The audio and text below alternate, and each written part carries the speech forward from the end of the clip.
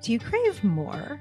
More aliveness, more fun, more pleasure, more power, more purpose. Welcome to Yes Woman, the show for women who know you are here for more. I'm Karen Rockhind, CEO of the Institute of Women. With my master's degree in positive psychology, I have helped tens of thousands of women say yes to their biggest dreams and truest desires.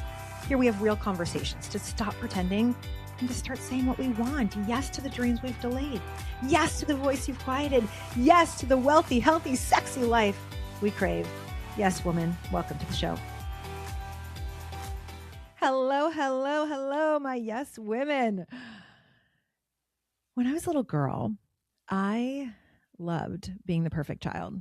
My parents would say we got it right the third time because I'm the third child. They would say I was their perfect child, and it just made me want to be more perfect. Made me want to get even better grades. I would get all A's. I was in student government. I was a cheerleader. And anytime something would happen where I suddenly wasn't perfect, like when I was 8 and I loved ice skating, loved it. But my friend Becky was a better ice skater than me. I quit. I was just like, no, I don't like it anymore. It's not even true. Like, it still breaks my heart. I can think about like the ladybug costume and the butterfly costume that I wore out ice skating. I loved it. But I was so afraid to not be perfect. Because being perfect, I thought, was what would make me happy. Because it made them so happy. And so today's episode is how I went from perfect to purpose. How I went from trying to please them to knowing what's in my own pleasure and following it. How I stepped into my power as a yes woman instead of the yes girl, right? Yes to everybody else. Yes to myself.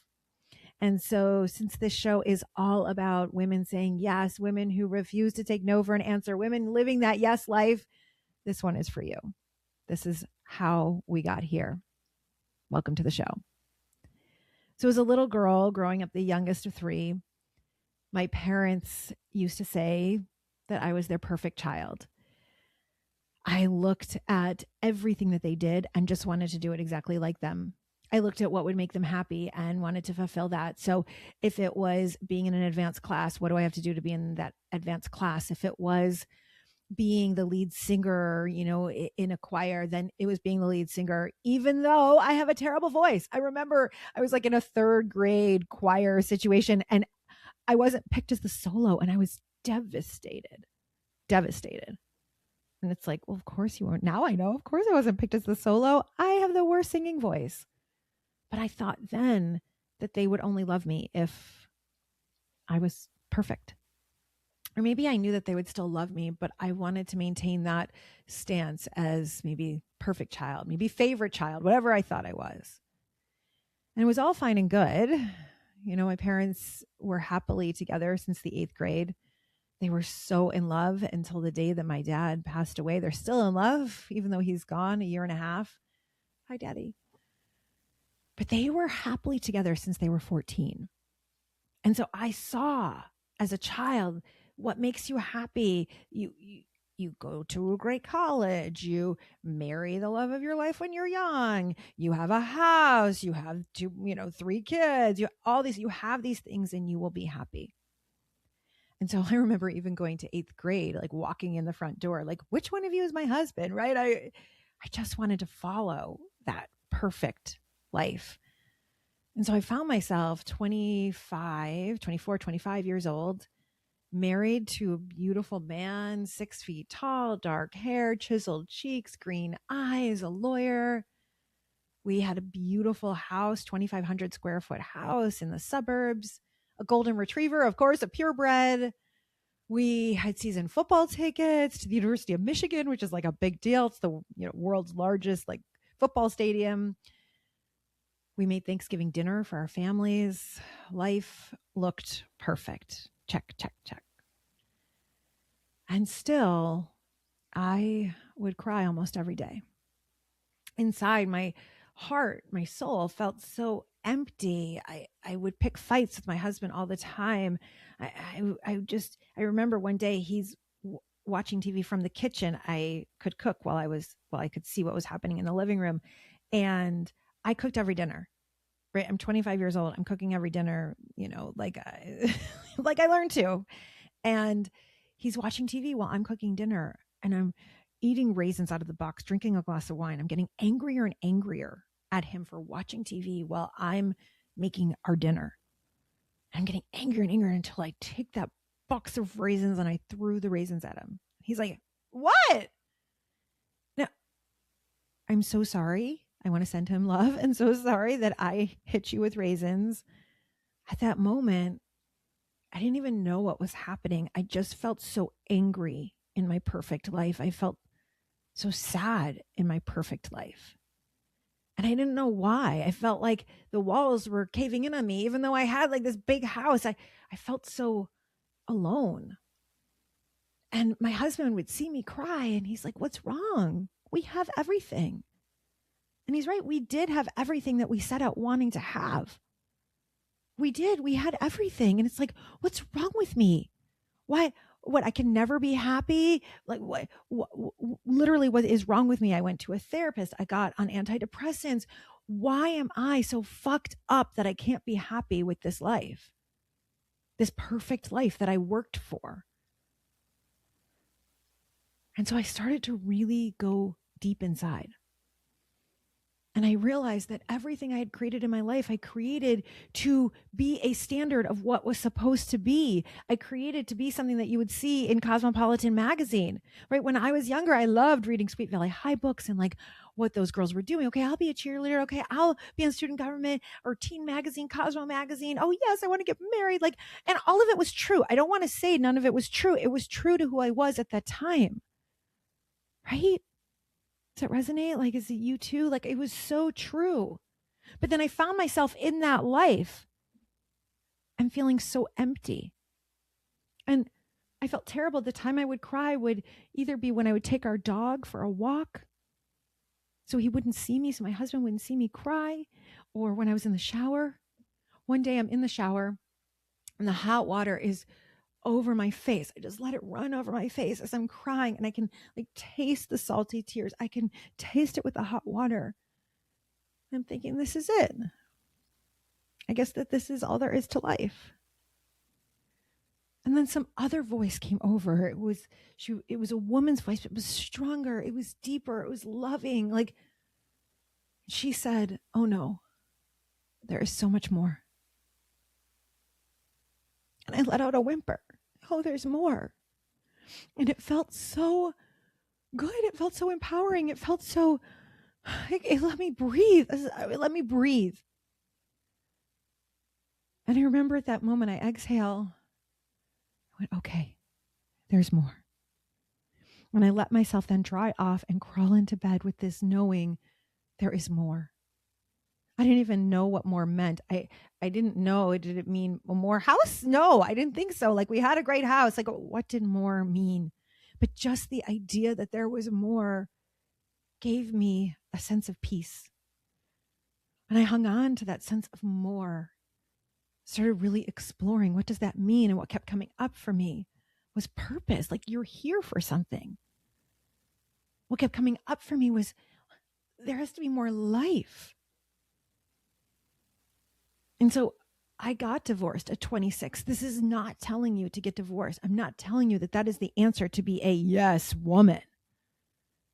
For me, I realized at 26 years old, I had pursued what everyone else had wanted from me. I pursued what Cosmopolitan magazine said would make me happy. I pursued everything I thought was supposed to be perfect, but I felt empty and alone. And so that's when I began my journey to say, what is happiness for me? What does more even mean?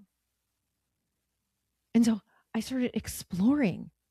One of the first things I did, I had been in a youth group when I was in high school, and I ran into my youth group advisor. We were both at synagogue one day, and it was like, I never went to the synagogue. It was my grandparents' synagogue. I had nothing to do on a Saturday because I found myself divorced and having like nothing to do. And so I thought, I'll surprise my grandparents at synagogue, and I show up to their synagogue, and sitting right behind them is my former advisor, who, when I was in high school, like, she was like a big sister to me. I confided everything in her. I talked to her about everything in my life. And we had lost touch, right? But I'd gone to college. She had got married. She had kids. And here she was right behind me. And so we got together and I said to her, I'm getting a divorce. Like, I'm not happy. I don't know what I want. So she said, be an advisor. Call the youth group. It's still going on. Become an advisor. So the very next day I call the youth group, and sure enough, the exact youth group that I had been in as a teenager needed an advisor. It was like kismet, meant to be. And all of a sudden I find myself with 40 high school girls who are so full of excitement about life. They're so full of energy. And, if they like boys, if they like girls, like what's happening in their life, they're so full of their dance competitions and creating. It was so exciting.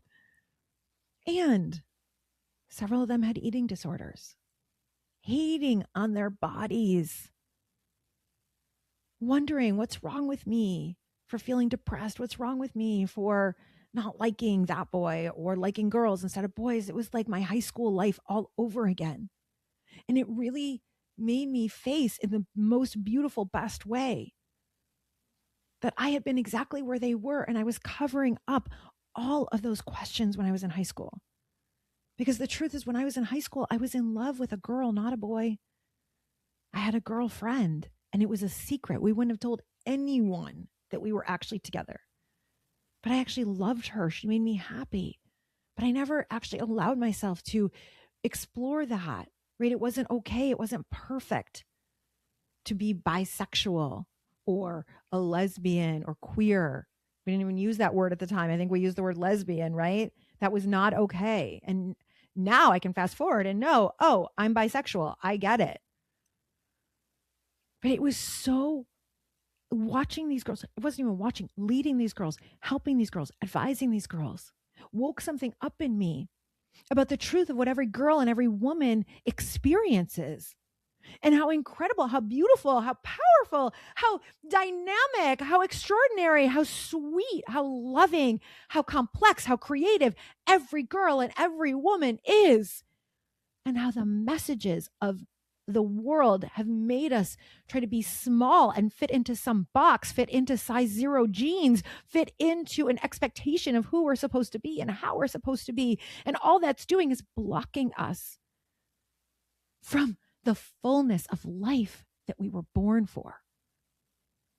And it was my first wake up, or maybe being married was really my first wake up of, oh my God, I had been a yes girl. Yes, yes, yes, to what everybody else wanted. And I didn't have the words, yes, woman. But now I do. And I know what was happening in that moment. And so I poured my heart and my soul into these girls, and they poured right back into me. And I became so full of life. And I felt in my body a huge yes. Whereas when I'd been married and I felt small and I felt alone, it was like, no, no, no, no, this cannot be my life. No, no, no, I cannot get a divorce. No, no, no, it is not okay. No, no, no. When I was with those girls, I felt this huge expansion. Yes, yes. Yes, you're beautiful. Yes, you're talented. Yes, you can do anything you want. Yes, you can be an artist. Yes, we're going to heal this inner critic that you have that's forcing you to starve yourself. Yes, we're going to take care of you. Yes. And that feeling was like, oh, this is a deeper happiness. This is a truer happiness than I've ever known. And it was purpose. It was fulfillment. And then with those girls, I let myself be wild. I let myself have fun. Remembering that when I was in high school, I was one of them, and I would like dance, and it was so fun. And then in college, like all of it, I was a camp counselor for years. It was so fun. And letting myself be fun, letting myself have fun again. I started dreaming up. I had only been with my husband, my girlfriend in high school, and then my husband. He was like the one penis I had ever had sex with. And so I was like, oh, I want to explore. I want to meet other people. I want to meet other men. I want to see like what's out there. And I had my first, what's it called? One night stand. I went to visit a girlfriend who was a doctor, in Miami.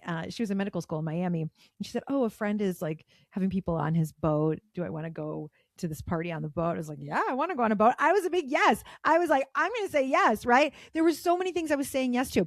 I had only lived with my parents. I mean, in college, I lived with girlfriends, but I had only lived with my parents and lived with my husband. And so it was like, yes, I'm going to live with girlfriends as an adult. And then, yes, I'm going to buy my own house. Yes, I'm going to live alone. Yes, I'm going to like have dinner parties. Yes, anything that was a yes. Yes, I'm going to advise these girls. Yes, I'm going to travel. Yes, it was so fun. Even down to I had never even made my own IKEA furniture.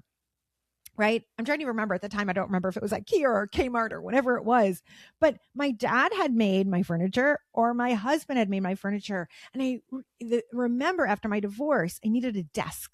I started writing a book called Young, Divorced and Under 30. No, it was Divorced, Hot and Under 30. That's what it was. And I was so like, okay, I need a writing desk. So I went to Kmart and I got my writing desk. Kmart doesn't even exist anymore. Imagine Walmart if you don't know what Kmart is. And I get my writing desk and I put it together by myself. And still that like chokes me up. Just the idea, right? That I had just not explored my inner soul. I hadn't let myself be that strong, independent woman. And I built that desk and it had a mishap in it, right? There was like a piece of it that was lopsided and I didn't even care. Because I built myself a desk. It was a full YES to my independence, to my freedom, to my life. It was so incredible. And so I had all these yeses. My girlfriend asked me, do I want to go onto her boat? Yes. So I get all dressed up. I'm looking all cute, looking all hot. Turns out the guy who drove a boat, he was definitely looking for someone that night to play with. We go back to his house after the party. Obviously, my friend knows where I am. I do it safely. And he clearly was expecting a one night stand. He's got like mints next to the bed. He's got like totally. It was so like gross as I think about it, but that's fine. It was so fine. But his room is, I cannot make this up. Are you sitting down? Are you ready? His room is decorated nautical theme. Literally half the wall is painted with blue ocean. And then he's got plastic fish on the wall. Like I should have run, but I knew what I wanted, right? I wanted to explore. I wanted to be a YES to my heart, my soul, my desire, things that made no sense. It made no sense that I was going to have a one night stand. It made no sense, but I was going to do it safely with condoms, but I was going to do it. Right on the wall there, he had a nautical, like what are those things called? The wheel of a ship. That was his clock. Like it was so, I can't make this up. Like I cannot make this up. It was so hilarious. I have my one night stand. It's whatever. But I was like, yes, I had never done that. Yes, right? Yes, I made my desk. Yes, I had my one night stand. Yes. Where else are my yeses? I wanted to travel the world by myself. I wanted to travel. So I hear of an opportunity to go to Russia with Jews who hadn't been allowed to be Jewish their whole life because of the way that Russia had been. And then at that time, it was safer to be Jewish in Russia. It's not anymore. But when it was the Soviet Union, it was not. And so a trip of young people, you could go for free to go to Russia. It was like, yes. I wanted to go to Paris by myself. Yes. So I started to really pay attention where my desire was, what was calling me. Writing that book. Yes. Who am I to write a book? I don't know anything about writing a book. But I had gone online to look for other women who were young and divorced because all my friends were getting married. And so I found this online message board through iVillage. It was like I don't even know if it still exists. It was like a big website for women. And they had these different message boards. This is before Facebook and before all of that. And one of the boards was young and divorced. So I start reading these other women's stories and I'm crying like, oh, there are other 26, 27, 28, 29-year-old women who are also divorced. And then I start commenting on their stories. And then I shared my own story. I'm bawling and other women are getting back to me saying, I hear you, I'm with you. And then the next thing you know, I find myself the leader of the board and I'm the one who's saying, we got this and there's light at the end of the tunnel and we're going to be okay. And it was like everything in my life. I'm advising these girls. I'm taking all these chances in life. I'm out there online helping other young women. And I start writing this book hot, divorced and under 30 or whatever it was called, something like that. I'm like loving life. I moved into the basement of one of my girlfriends, and we would sit on her porch every night. We would drink wine, and it's so silly. We actually would smoke cigarettes, even though I don't smoke, but I had been such a good girl. I had never smoked. And so after my divorce, I'm like, sure, I want to try it. Like I had never done it. Right. So occasionally we would smoke a cigarette here or there. We would drink wine and we would dream about the future. She was going to be in politics and I was going to be in women's empowerment and I was going to be on Oprah, and we just knew it. And we'd be like, and then Oprah's going to call, and then I'm going to have this talk show, and then I'm going to write this book, and then I'm going to be leading all these women. It was like the most fun. It was just yes, yes, yes. And I was on this incredible trajectory and I felt amazing. And then I became terrified. I went on a date with someone who introduced me to an agent who read that book and said to me, Karen, you are such a good writer, but I can't publish this. And all of a sudden, I started to feel defeated. I feel like, who am I kidding? I can't live this life. And so I found myself another boyfriend. This time he was a doctor. Talked about marriage with him. My parents probably thought I was crazy, like introducing him. And after he and I broke up, I met a banker. Then, right? Do you see the pattern? Then another lawyer who, at this point, I'm 30 years old. I'm with this other lawyer. I move into his house. He likes short hair, so I cut my hair short. Like, he even likes a shaved bush, so I shaved off all the hair off of my vulva. Like, I was trying so hard at that point. Like, I was so afraid then of my yes, because my yes got me rejected. My yes led someone to say no to me and broke my heart about that book. My yes, I felt like was destructive, was going to kill me, was stupid. So it was just like, no, I will get back into a relationship. No, I will marry someone else. Who do I think I am to think I'm going to end up on Oprah? I'm going to lead women. How stupid. So I find myself, I'm 30 or 31 years old. I'm at the jewelry store with this next lawyer who wants me to have short hair and a shaved bush. I'm at the jewelry store. We're trying on rings.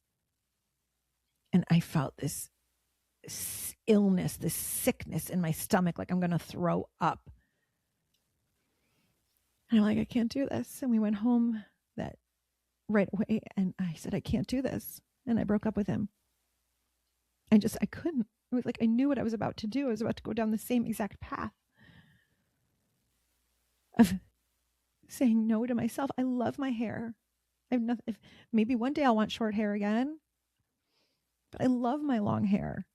Maybe one day I'll want to shave my whole bush, but right now I love it. Like I was giving up myself for whatever he wanted. It was such a pattern to be perfect in someone else's eyes, to please someone else before I pleased myself.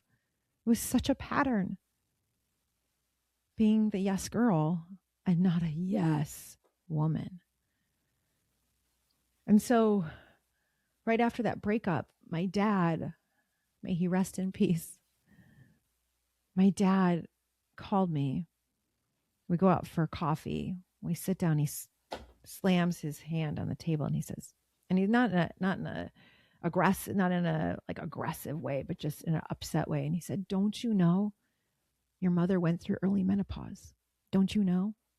Your eggs are dying. That's what he says to me. Your eggs are dying.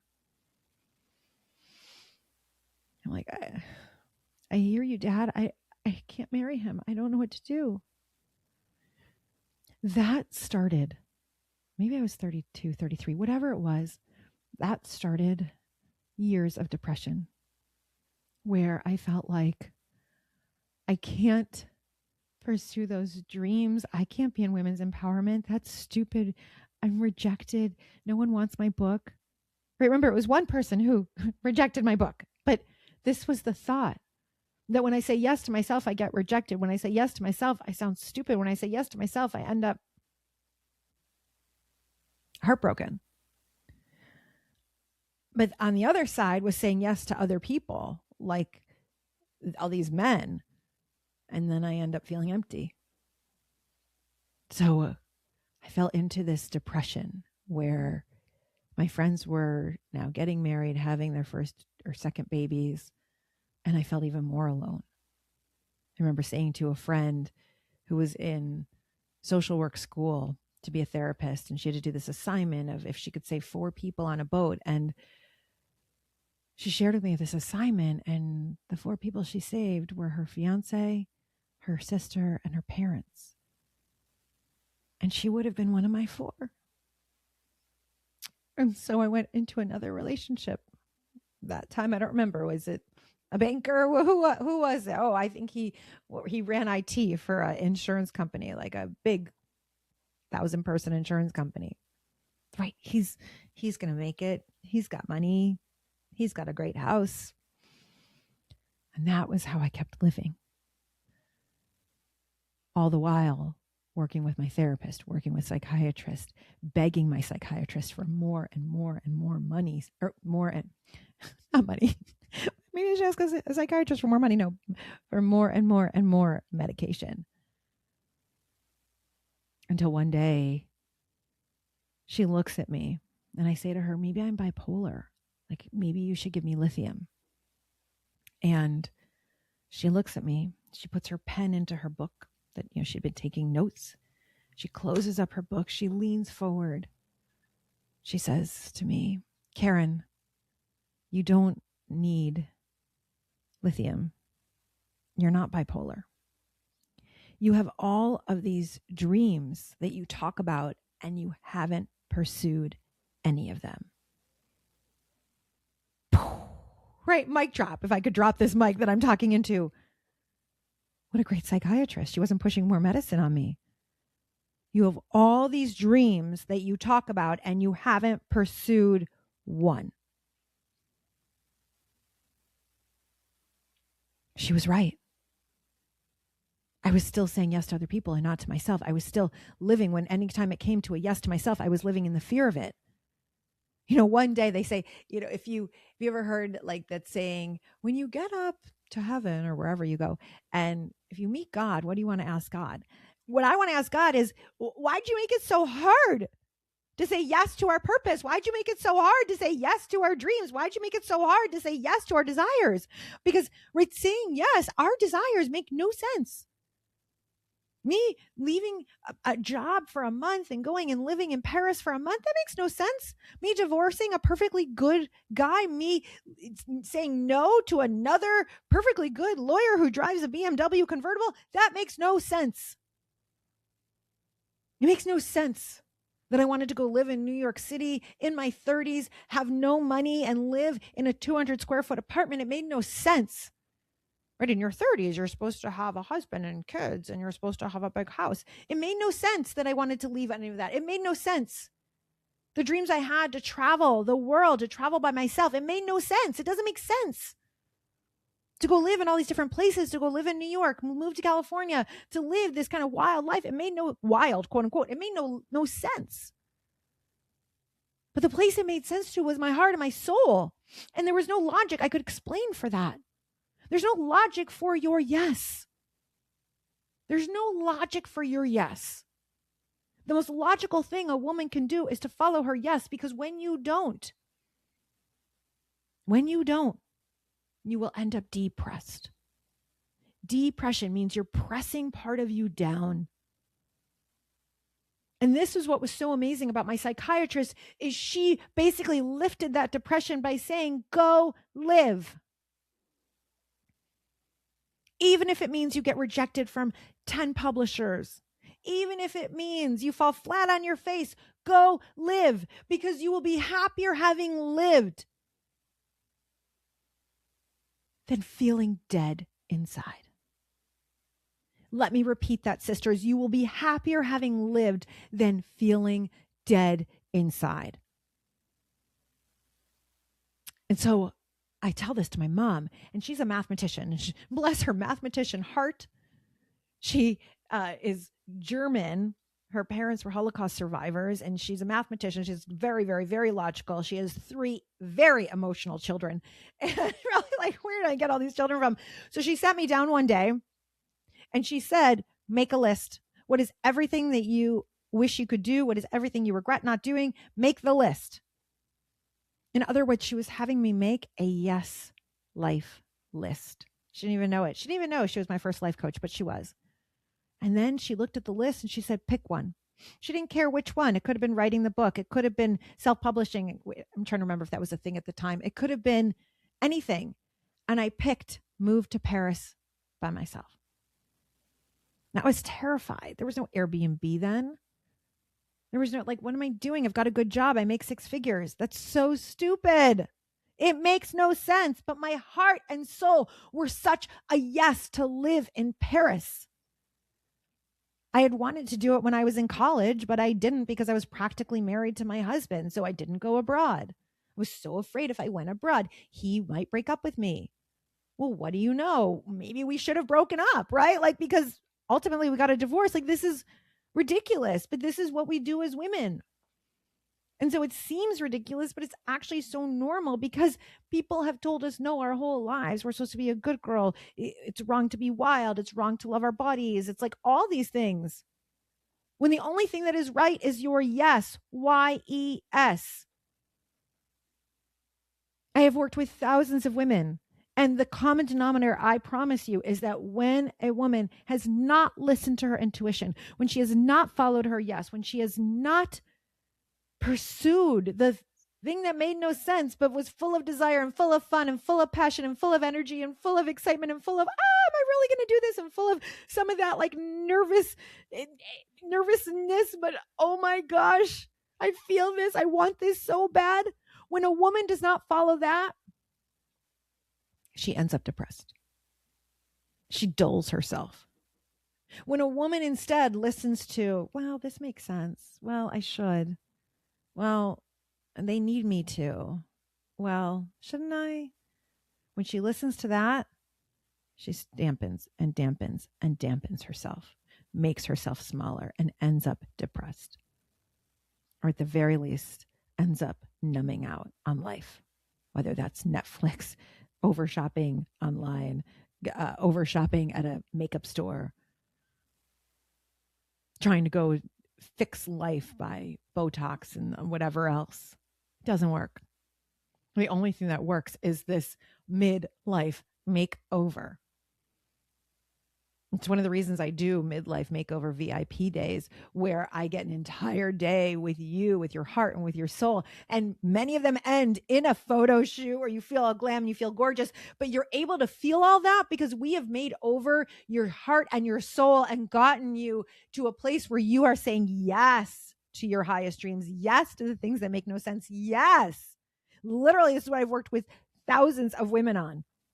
Reclaiming their life. That's why my women end up falling in love, end up traveling the world, end up creating sexy new lives with their husbands or finding the right person. It's why the women, they become a yes woman because they understand, they start to see that saying yes to what makes no sense, saying yes to their heart and soul is actually the most logical thing that they could do. And so I was in that place. So I went ahead. I told my boss, I need to go. And he even said, take a leave. Take an unpaid leave. It was incredible. Like, you never know. We think in our heads, my boss would never let me do that. I can't do that. I can't do that. You never know unless you ask. You never know. Thought in my head, so a friend of mine told me that she learned great discipline from running a marathon. Well, I wasn't a runner. I can't run a marathon. But I said, I'm going to do that. Went out one day. The next day, put on my sneakers, my gym shoes, as we call it in Michigan, my gym shoes. And I ran 1 mile, but it was like this.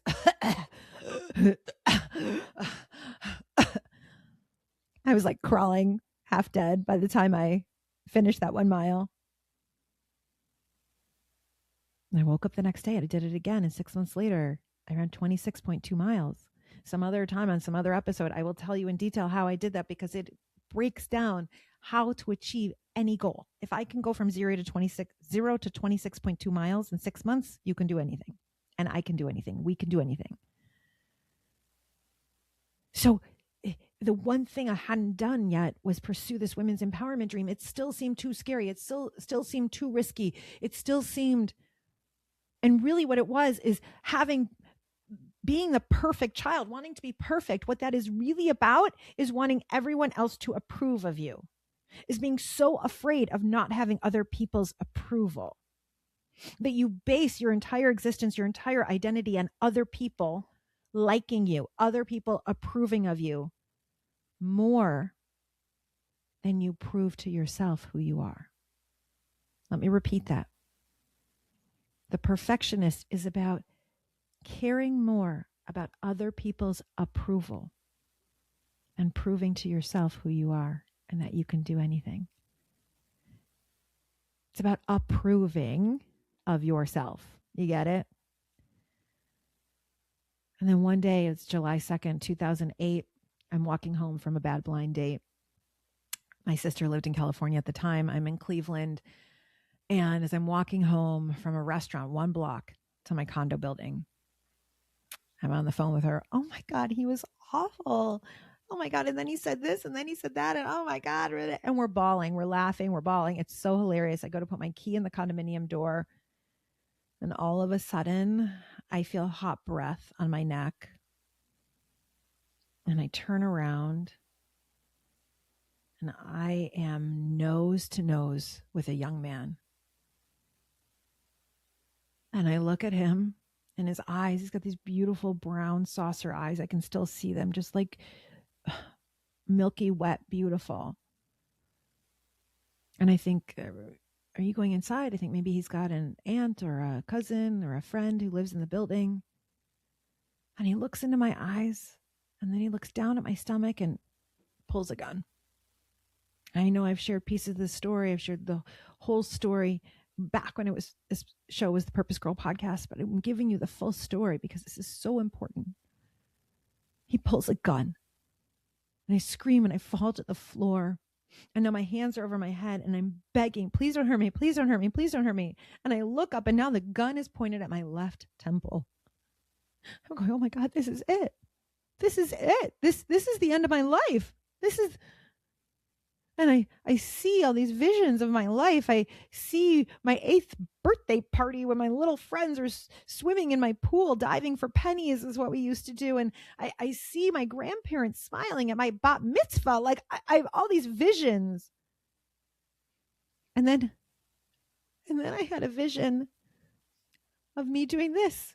Me having a microphone, me speaking to 500 women at a time, me working with 12 women on a retreat, me support. Like I saw this vision and it was a vision that had not happened. It was the life, the yes life that I was born to live, but had been too afraid to follow.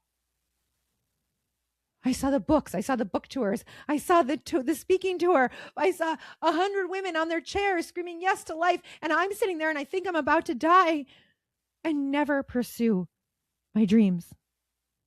Never say yes to the biggest dream.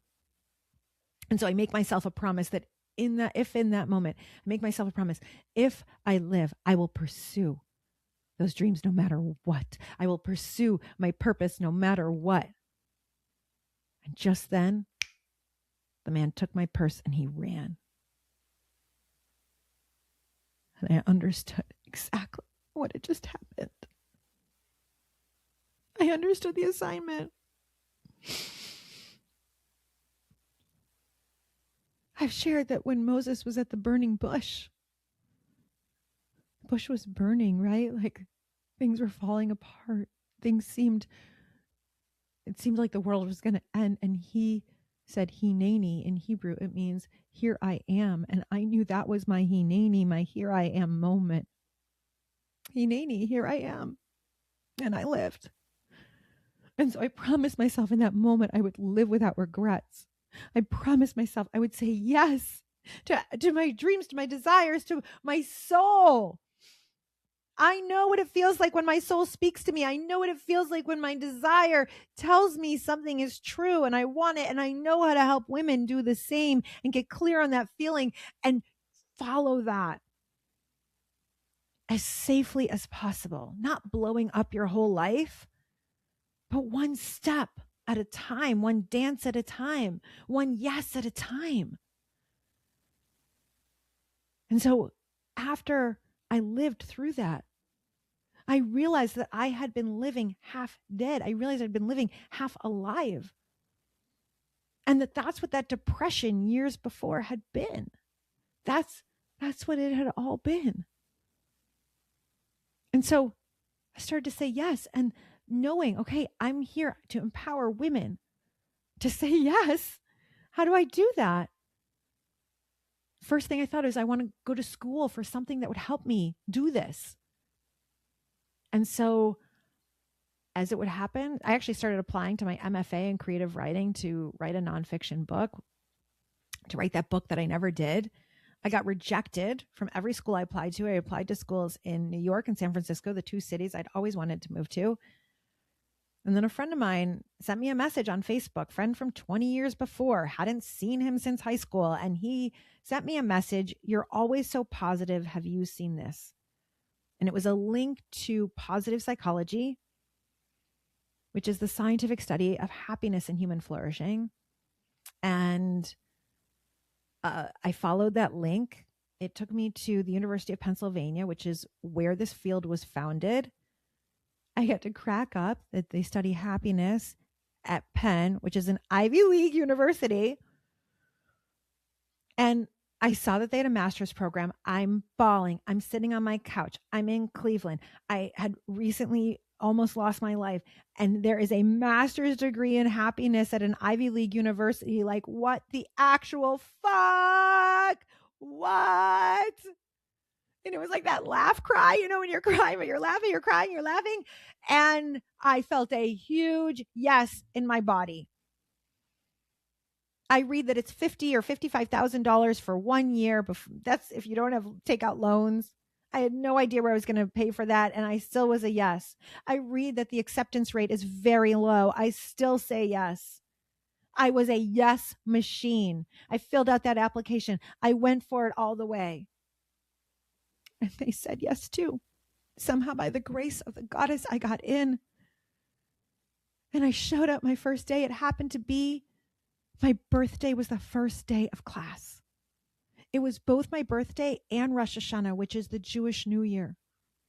And in Judaism, every number has every letter has a corresponding number. And so when you make words, there's like numerology. It's very important.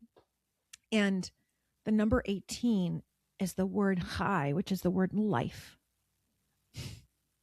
And so in Judaism, we celebrate.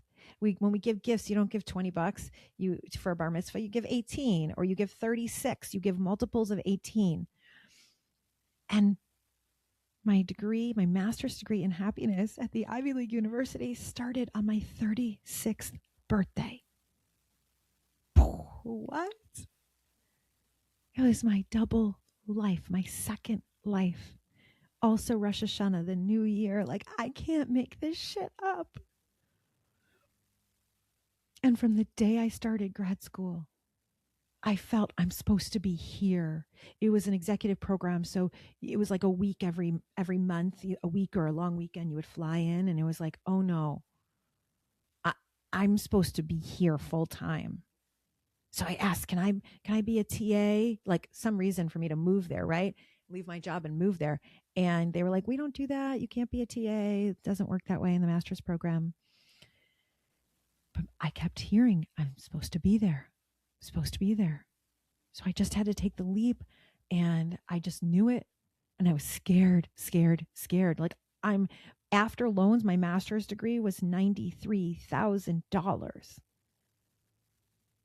And now I'm going to give up my 6-figure job. I'm going to move across the country to be a student, a poor student at 36 years old, when all your friends are mothers and career women and doing great. Like, this makes no sense. But that no sense was my yes. And so I did. I decided I quit my job and I moved to Philadelphia, and I moved into like where the students live, and I had days where one day I made 2 pieces of toast and I only ate one. So I saved the other piece for the next day. It was so glorious. That one piece of toast, saving it was glorious because it was a huge yes to myself. Okay, so I've got less money, but I've got so much fulfillment. And there were other friends who also had moved to campus, and we had a great time. We would go out to dinner. We would go out dancing. It was so much fun. And then, even though they had said no, my body said yes to being a teaching assistant. And so I looked up who was teaching the undergrad positive psychology class. And it wasn't any of my professors. It turned out to be a PhD student who did not study positive psychology. She was a psychology PhD student. And so she said, it just so happened that I guess the professor who usually does it was on sabbatical. So this is how yes works in life. Okay. That this TA was teaching it. So I contacted her and I said, hi, I'm a master's in the Masters of Positive Psychology program. I would love to be your TA. I'll do anything you want. I'll bring you coffee every week. I'll grade your papers, whatever you want me to do. She's like, really? Okay. Next thing you know, I'm the TA of the undergrad class. Friends of mine are like, how'd you get that? I'm like, I asked, right? Like I followed my yes. Turns out she was having a personal issue for much of the semester. So guess who taught half the classes? Just guess. Just guess. Yup, me. And then I told all the students, I'm getting my master's degree. I'm going to be a life coach when this is done, blah, blah, blah. So the last day of class, guess what happens? One of the students comes up to me and she says, I want you to be my life coach. I have my first client. One yes leads to the next yes, is the next yes. Of course, she then ended up introducing me to 3 more friends. Now I have got a few life coaching clients. And she ended up staying with me for 5 years until I had to kick her in the tushy and say, you're done with me. Like, you're good. You don't need a life coach anymore.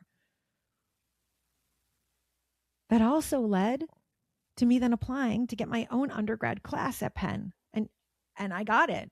And then after one semester, they decided only PhDs can get their own class. That's fine. But one yes leads to the next yes. Do you see how this works? And so I don't do it perfectly. There are times I still find myself questioning my yes, saying, who do I think I am? There are times when I listen to other people more. And every single time I regret it. There are times. But overall, I'm a yes woman. And I'm here for other yes women like you. I am building the community of midlife yes women. And by the way, midlife means anywhere from 25 until the day before you die, right? Like it's 25 to dead, okay? Of women who are a yes life because you are not willing to be walking dead. You are not willing to be half alive. You are only willing to be a yes. And how much fun can we have? How much fun can we have? My vision is that there's 500 of us in a room and we're all on our chairs screaming yes to life. And I help you in that over a weekend, getting clear on your biggest dreams and biggest desires and who you really are and what your yes is calling you to. And you getting a bunch of sisters and me saying, yes, you can have your yes. You get to say yes to your yes. It's not crazy. Because if I've done it and the things I do are quote unquote crazy, but they've made me crazy happy, as well as now I make way more money doing this than I did in corporate. Like, I am here for you to say yes. And I'm here for us to be a yes collective. It's actually why I call my membership. I have a membership. You join for at least a year, but most women continue on. It's a year of yes to yourself. Yes, in every area of your life. Yes, taking care of your body, and yes, your purpose, and yes to your wealth, and yes to your joy, and yes to your sensuality. Like, this is where it's at, sisters. And we can't do it alone, because when we're left alone, we start to question, who do I think I am? Wait, is this silly? You go to Christmas dinner and your cousin's like, you're going to do what? You're going to leave your job? That's stupid. Or someone else is like, your mom might be like, wait, you're going to try to have a baby at 50, 45, or you're 45? Well, as someone who's had a baby at 45, I'll save that story. Yes. There is unlimited potential in this world. There's unlimited potential in your body, in your heart, in your soul. There's unlimited possibility. And we're in this together. And the reason that we need to be together here in this community, through this podcast or this show, you need to send this. I know if you have book clubs, make this your next book club. Make this episode your next book club. Because it's even better. Yes, it's wonderful sitting around and like really talking about a wonderful book, a wonderful piece of literature. Yes. But can you imagine if you and your girlfriends actually had a yes party and you actually got real about the deeper desires in your heart and your soul? You actually tried to help each other. Like, bring me on, bring me to your company. I literally have been the keynote speaker at Amazon, Capital One, for all these different women's events, for New Jersey Conference for Women, because I am here to help women get underneath the surface and the fear and the doubt of the no and get to the yes and get to living. Because women who are fully alive change the world. Where do kids learn to follow their dreams? Not from what we say, but from what we do. Where do kids learn about their intuition versus their head, about their truth versus their fear? Not from what you say, but by what you do, by who you are, by how you live. And so I am inviting you to this yes party. If you want to be in this yes party, you want to be part of the Yes Collective, there's information in the show notes. I'm even giving podcast listeners 1 month for $1. You have to sign up for all 12 because it takes time to undo patterns and redo patterns. But this is the opportunity right here. Or if you want one of those VIP days, and you should want one of those VIP days, you definitely want them. I'm telling you, women have written an entire book in a VIP day with me. They have shed old relationship patterns and then left the VIP day and met the love of their life. Like, I'm telling you, women get clear on their biggest dreams. A woman had a VIP day. She started getting so excited. She had lost all this weight and wanted to teach other women to do the same. Even though she had a big corporate job, she created this whole thing. She became a health coach on the side. She had clients because people were always asking her, what did you do? And she was happier than a pig in shit. So, be a yes woman. Send my team a message. Go to my website. Go to Instagram, Karen Rockine. Send me a message. Let's connect. Because my greatest joy is being with yes women saying yes to life. And that's how we're going to change the world, one woman and a group of women at a time. With that, my love, I hope you loved this episode. If you did, then on Apple Podcasts, leave your 5-star review. Leave a sentence that lets other women know that this is a podcast that they want to listen to. Go onto YouTube. Look at every single episode I have. It's only a few at this point. It's a new thing for me to be on YouTube. So click the like button, click subscribe. Same as on podcasts, click the subscribe button. The more subscribes, the more the algorithm tells other women, oh, go listen to this. We are changing the world, one woman and a group of women at a time. So with that, my love, may you live purposefully. May you love yourself, and may you say yes to life. Bye for now.